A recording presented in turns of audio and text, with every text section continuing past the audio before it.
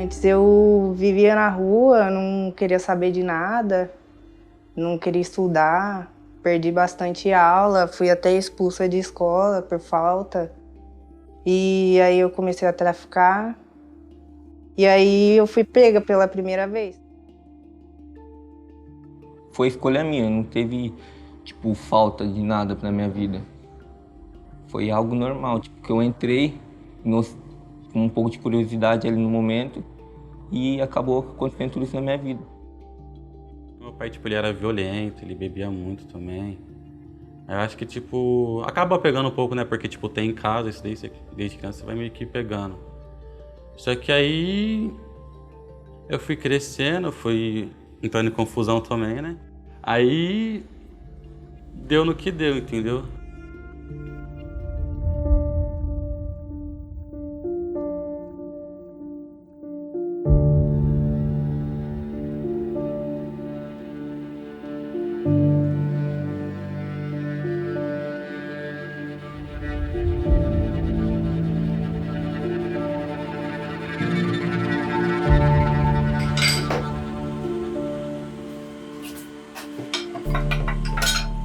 Os meus pais, inclusive o pai, né, genitor mesmo, eu não cheguei a conhecer, porque na época da minha infância o meu pai já era falecido, então eu não tive uma relação com o meu pai. Porém, a minha mãe, Gisele, a relação sempre foi boa, porque tipo, ela sempre foi uma mulher guerreira, né? Trabalhadora desde os 14 anos de idade. Sempre foi eu, sempre foi minha mãe, meus irmãos.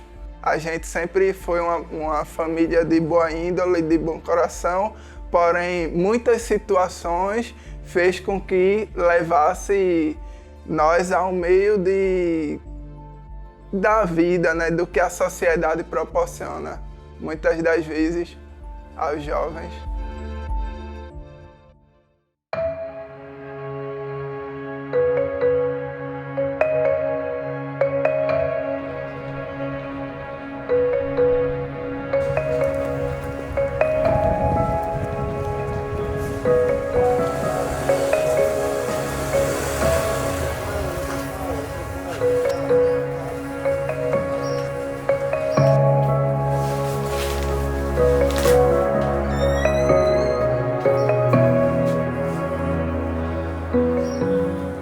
O Ravel entrou no crime assim, pelas amizades, porque ele achava que aquilo era adrenalina para ele. Era adrenalina, era coisa normal. Ele achava isso, ele tipo assim, divertido para ele.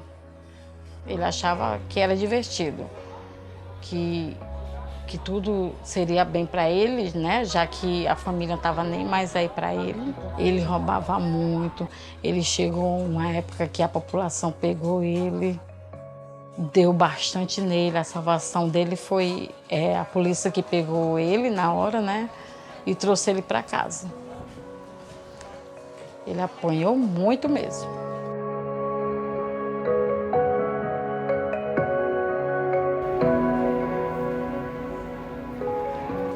A minha infância foi difícil demais, tá doido, não? Eu morava com minha avó e minha mãe, aí minha mãe foi arrumar um marido. Aí nós mudou, tipo, mudei, aí minha mãe tinha arrumado um padrasto pra mim lá, não, desgramado. Não, ele batia na gente demais, não passava perrengue. Tinha o quê, uns 7 anos, 6? Aí eu tinha medo dele e tal. Com 12 anos de idade eu peguei, enturmei na galera lá. Comecei a envolver com a treta errada, né? Tinha uns 12 anos. Comecei a morar sozinho lá na favela, eu já tava mexendo pros caras lá, já vendia droga, esses trem. Comecei a roubar e foi que eu fui preso. Fui preso aqui na Vilarinha ali mesmo. Aí isso levou lá pro CIA do CIA, isso mandou pra internação.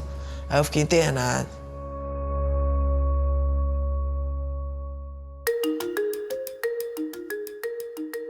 As medidas socioeducativas em meio aberto, né, elas têm, segundo o Estatuto da Criança e do Adolescente, o ECA, São duas medidas, que é a liberdade assistida e a prestação de serviços à comunidade, né? Ambas as medidas, elas têm ali intencionalidades diferentes, mas ambas as medidas, elas prevêem um caráter educativo, num acompanhamento na construção de um novo plano individual de atendimento, novo projeto de vida ali para o adolescente, né? Uma focada mais nas questões individuais do adolescente e outra focada mais numa devolutiva de algo para a comunidade. Temos a advertência, a reparação de danos, a prestação de serviço à comunidade, a liberdade assistida, a semi-liberdade e a internação, né? A gente costuma chamar de meio aberto a execução dessas duas medidas, né? Da prestação de serviço à comunidade e da liberdade assistida. E a gente tem as medidas de restrição de liberdade, que são a semi-liberdade e a internação, que são comumente chamadas de meio fechado. Quando é um jovem que comete algum tipo de crime e ele está cumprindo medidas, aí que essa palavra dele vale menos ainda. E, consequentemente, as punições costumam ser mais severas do que deveriam, porque não tem essa paciência pedagógica com o menino de aplicar uma medida mais branda e depois, se ele rescindir, aí aumentar um pouco essa medida. Então, acaba aplicando uma medida mais rigorosa logo de imediato. É por isso que é muito comum dizer que a cadeia acaba se tornando um pouco mais cola do crime. O juiz só pegou, na hora que nós entrou na sala, o juiz pegou, olhou pra mim, falou assim, roubo? Eu falei assim, só balancei a cabeça. Ele falou assim, infelizmente você vai ter que aguardar, e só isso. E mandou nós sair da sala. Aí comecei a chorar, não chorei. Falei assim, pelo amor de Deus e tal. Ele só fez assim, os polícias veio e tirou a gente. Aí minha mãe tava do meu lado, assim, na cadeira. Aí minha mãe começou a chorar também. Aí eu fui só despedir da minha mãe. Minha mãe para um lado e eu pro outro. Ali minha cena acabou. Ali eu pensei, nossa, velho, o que eu tô arrumando? Minha mãe vendeu algemado. Na Páscoa, eles acordou a gente escamando e batendo na gente. Nesse dia eu até chorei de raiva. Falei assim, não, quando eu sair desse lugar aqui, eu vou virar o demônio, né? Direto passava adolescente morto lá. Que os menores lá, um mata o outro, né? Só pensando também, pedindo, pelo amor de Deus, pra mim ganhar audiência na segunda, porque eu não sabia se eu ia embora, porque às vezes ele agarra a gente na segunda também. Eu senti vontade de morrer, senti vontade de desistir da vida. Eu senti foi isso, depressão. O regime fechado, ele me falava que tinha muita briga. Muita briga mesmo, tanto que eles tentaram, uma época, fugir, e a gente sempre, quando a gente ia nas visitas, né, que era dia de domingo, a gente fazia a cabeça dele assim, olha, deixa todo mundo fazer, mas não faça nada. Aí ele dizia pra gente que se a gente, por mais que não fizesse, a gente pagava o preço também. E a gente perguntava a ele, Ravel, me diz uma coisa, como é aqui? Aí ele, não, aqui é de boa, aqui nós temos a liberdade que temos lá fora. E eu não entendia o porquê dessa liberdade que ele dizia. Aí eu cheguei a um ponto de perguntar a ele, mas por que a liberdade? Ele dizia que eles usavam droga lá, brigavam bastante. Aí eu, mas e os educadores? O que é que eles orientavam vocês? Nada, não orientava nada. Ele dizia para mim que eles achavam era bom o que estava acontecendo. Se por acaso o futebol não deu, eu quero encontrar vocês numa universidade. Aí pode... Tem um momento que nós chamamos de audiência de apresentação, onde será observado a justificativa dele, podendo ele, inclusive, permanecer em silêncio, se assim desejar. É nesse momento que nós vamos ouvi-lo e, juntamente com um dos seus familiares responsáveis, o pai ou a mãe ou uma tia, para que a gente possa nos inteirarmos dessa conjuntura que envolve o adolescente e entender o motivo da prática infracional.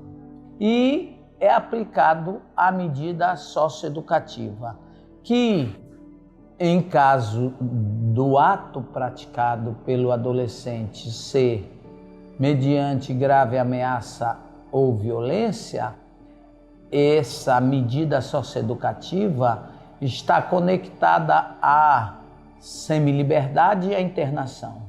E nos casos do crime de menor potencial ofensivo, as medidas em meio aberto, que normalmente são liberdade assistida e prestação de serviço à comunidade. A gente vive num estado extremamente punitivo, né? Um estado que acredita que a responsabilização das pessoas deve se dar pela via do encarceramento. O encarceramento em massa é produto dessa sociedade, né? E produto, inclusive, das diretrizes, da ideologia que permeia o poder público. Infelizmente, essa sociedade ela replica esse estado punitivista e pede, né? Tem sede por justiça por meio do encarceramento, da prisão e de medidas cada vez mais agressivas contra um público específico. Nós temos uma lógica da nossa sociedade ainda muito forte, patriarcal, né, que esses meninos eles terminam assumindo a figura masculina, que muitas vezes é ausente, né, dentro dos seus ambientes familiares. A maioria vem de famílias numerosas, com muitos irmãos e irmãs, e mães sozinhas, né, mães solos, e isso faz com que eles se lancem muitas vezes a ser os responsáveis familiares, por serem muitas vezes mais velhos que os irmãos, assumirem aí a renda e o apoio a essa mãe, que muitas vezes realiza trabalhos informais, sobrevive muitas vezes apenas do benefício federal, né, que é o atual Auxílio Brasil, e muitas vezes essa é a única renda certa no final do mês. Então, assumir esse protagonismo no cuidado aos irmãos é muitas vezes algo que leva, né, na grande maioria dos casos, a eles infracionarem. Aí deu a hora da minha audiência. O juiz pegou, fez audiência com meu colega. Aí meu colega pegou, depois que saiu fui eu, que é um de cada vez. Aí o juiz pegou, começou a conversar comigo, ele não ia me dar a chance. Eu chorei pra ir lá, falei assim, não, me dá uma chance, eu juro que eu não faço nada de errado mais e tal. Aí ele pegou, e aí uma outra pessoa que tava do lado do juiz, pegou, conversou com ele, pegou, falou assim, não, eu vou te dar uma chance. Aí ele falou assim, não, eu vou te dar um LA. Que é liberdade assistida. A medida socioeducativa em si, ela salvou minha vida, na verdade, né? Que eu não sei, às vezes eu poderia estar morto. Um tanto de colega meu lá do bairro que eu morava morreu. Essa chance que eu tive do curso, pra mim, foi a chance que eu precisava pra mudar minha vida, entendeu? Porque se eu falo a verdade, que se eu... eu moro já sozinho, eu tenho minhas contas pra pagar, as contas não param de chegar. A gente que não tem, igual mesmo agora, eu tenho um estudo, né? Tá, Deus abençoava que eu vou conseguir outro emprego e tal. Mas se eu não tivesse essa oportunidade, o que eu ia estar fazendo hoje em dia? Depois que eu me sentia perdida, mas depois que eu vim pro Comec, eles colocaram eu na escola, eu comecei a estudar, fiz até o 9º ano. E hoje em dia eu vejo que eu tenho que terminar, né?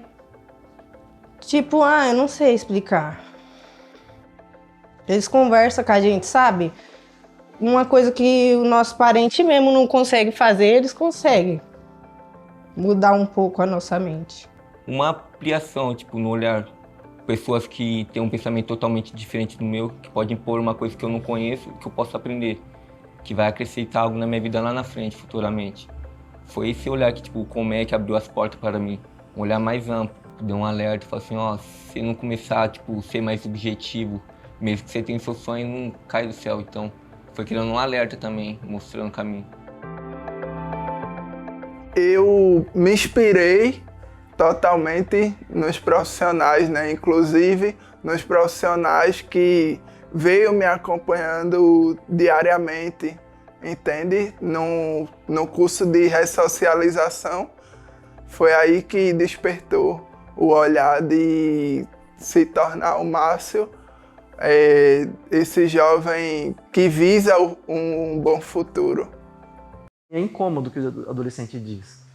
porque ele fala muito das nossas falhas, como sociedade mesmo, dos direitos violados, das violências. Então, não é fácil ouvir isso e muitas vezes a gente não tem resposta. E a partir da conversa, do diálogo, é que a gente vai descobrir o que é que ele está querendo dizer.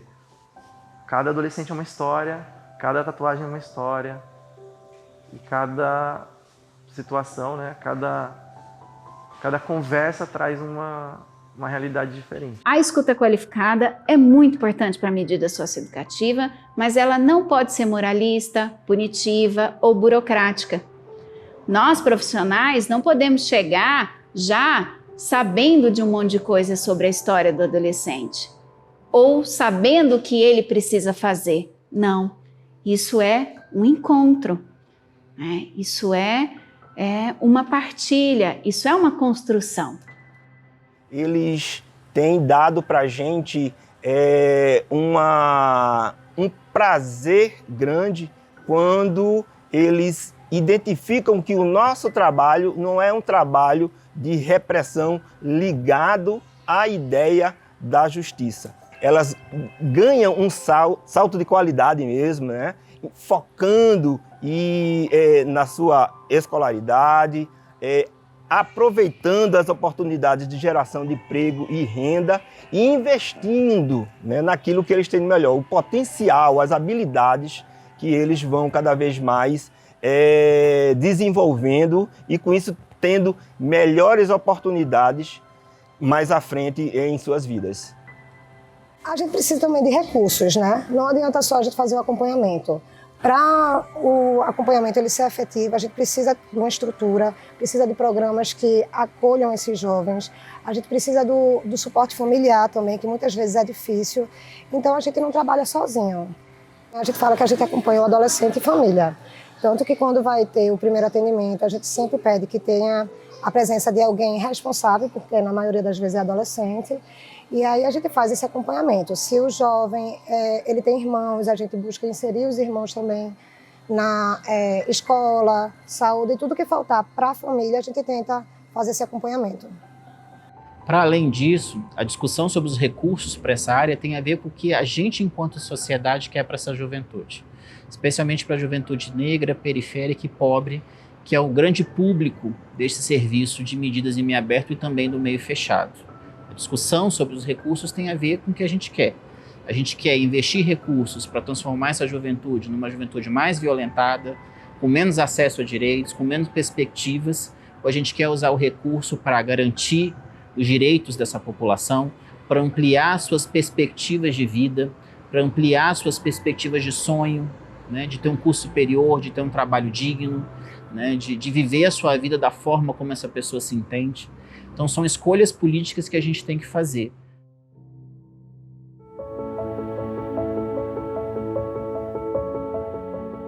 A Alconanda percebeu que havia necessidade de uma pesquisa sobre as medidas socioeducativas em meio aberto. Então ele fez um edital, o edital é público, convocando organizações que quisessem elaborar participar desse edital para poderem fazer essa pesquisa. A partir do momento que a Ação Mundial ela tomou conhecimento desse edital, ela começou a analisar e ela buscou uma parceria com uma organização de Recife, o GAJOP, que é uma organização especializada também no tema dos direitos da criança, e nós decidimos junto então elaborar um projeto para poder fazer essa pesquisa. No Brasil já existiram várias pesquisas sobre o sistema de medidas socioeducativas, mas nunca tinha ainda uma pesquisa de âmbito nacional. Então esse projeto é um projeto pioneiro, seria um retrato de toda a realidade brasileira para ver como que estava sendo a aplicação das medidas socioeducativas em meio aberto em mais de 200 municípios das 27 unidades da federação.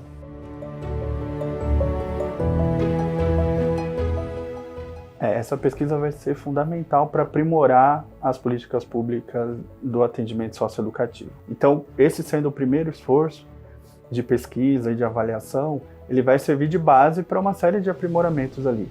Então, tanto no atendimento que o sistema de justiça oferece, desde a oitiva com o promotor, até o momento da audiência com o juiz, a escuta, a participação da defensoria ou não, também passando pelas medidas socioeducativas que envolvem os assistentes sociais e psicólogos. Então, como é a participação desse jovem, desse adolescente, como que se dá a construção do plano individual de atendimento, por exemplo, foi um dos pontos que a gente abordou bastante. Qual que é a perspectiva que esse adolescente acaba tendo depois, nesse período, durante esse período da medida socioeducativa, e depois também vai servir de base para outras pesquisas, né? Então vai ser sempre comparada com essa. Política pública, ela é feita a partir de dados, né? Então, não se faz política pública sem ter conhecimento dos dados, de números, aonde que acontece tal coisa. Então, essa pesquisa, o objetivo dela é influenciar na elaboração das políticas públicas para os adolescentes e jovens do Brasil, de maneira que isso possa ser um guia para a elaboração de políticas públicas, para evitar que esses meninos vão para o sistema de internação, que é muito mais caro, que é muito mais violento com a pessoa e evite, inclusive, ele ir para o sistema penitenciário. Um dos eixos do projeto foi identificar as boas práticas. E aí, com isso, dentro dos componentes de entrega do projeto, nós vamos ter essas boas práticas evidenciadas no intuito de multiplicar, no intuito de conseguir expandir e fazer com que mais municípios, mais capitais adotem essas práticas ou mudem a forma como estão trabalhando, se adaptem para que, de fato, consigam alcançar melhores resultados. Eu acredito extremamente que os dados da pesquisa podem auxiliar o sistema de justiça a fazer compreensões, acho que nunca possíveis em outras metodologias de pesquisa, já que identificamos na primeira fase e agora também por meio do relato dos adolescentes, várias questões específicas do funcionamento do sistema de justiça que de alguma forma interferem diretamente no cumprimento da medida socioeducativa em meio aberto.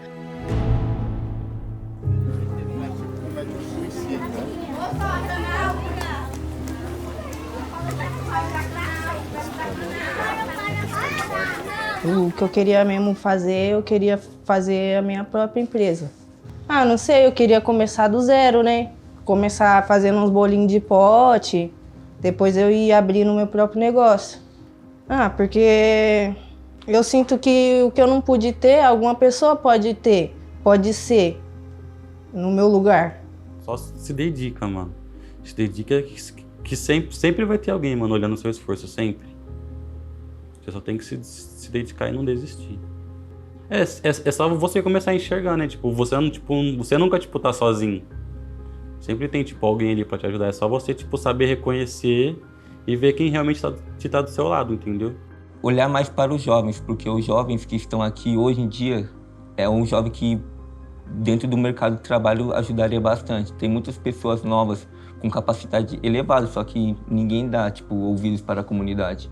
Nem todos têm coração ruim na comunidade. Muitas pessoas têm coração bom, mas se deixa levar pelas poucas pessoas que têm coração ruim e acaba afetando, como uma laranja podre dentro de um pacote cheio. A minha esperança agora que eu acabei de concluir o curso é começar a trabalhar na área que eu concluí o curso, fazer um outro curso que eu já vou começar em agosto, para depois desse curso eu fazer a faculdade de engenheiro mecânico.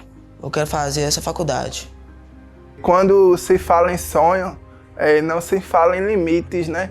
Porém, o que a gente que cresce numa sociedade classe baixa tem para conseguir construir os nossos sonhos?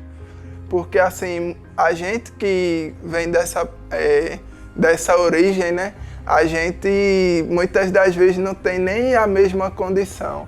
A minha história hoje, espero que ela não seja só contada, mas como uma inspiração aos jovens. Sai dessa escuridão Irmão, se precisar pode ligar pra mim. Conheço teu bom coração. No caminho da maldade eles estão nem aí. Sai dessa escuridão. Irmão, se precisar pode ligar pra mim. Conheço teu bom coração. No caminho da maldade eles estão nem aí. Só me resta lembrar a nossa infância guardada na memória. Final de semana jogando futebol. Nós era irmandade até no tempo da escola. Até que você cresceu, soube que a mente ficou bagunçada. E os conselhos que a mãe deu, já não ouvia mensagem, descartava. Sai dessa escuridão, irmão, se precisa.